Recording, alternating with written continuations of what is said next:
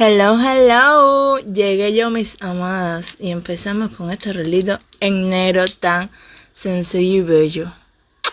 Espectacular, muñeca. Y continuamos con estas uñas de girasoles, que obviamente me encantaron porque soy fan a ellos. Y ellas más que yo. Bellas mami. Y a continuación pasamos con estas uñas blanquitas tan fisnas. Y enamorada de ellas. Y a continuación, estas uñas de mariposa con efectos de hado. Díganme ustedes si no quedaron espectaculares esas uñitas. ¿Verdad, No mientan que quedaron bellas. Y estas son las uñitas bellas de mi madre, que quedaron divinas.